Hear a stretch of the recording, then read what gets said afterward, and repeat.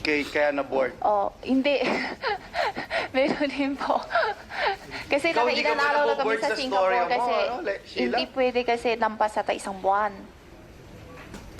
Sa Singapore. Miss Sheila, nagugulat ako. Well, buti na rin, tulad ng naming mga Pilipino, bilang isang Asian din, nakakayanin nyo pang tumawa. Kahit sa prospect na 500 years na pagkabilanggo kung ma-convict kayo sa kahit isang count lamang ng money laundering, kahit sa low end na 7 years. Sana seryosohin nyo po itong hearing na ito, dahil hindi lang ang Senado, hindi lang ang House, nag-e-effort mag-imbestiga, pati yung mga executive at constitutional body, sobrang interesado sa mga kaso ninyo. At dapat sa maikling panahon na lamang ng aming investigasyon, at yung maikling panahon na lamang posible ng executive at ng constitutional bodies ng Pilipinas, pag-isipan yung mabuti, humingi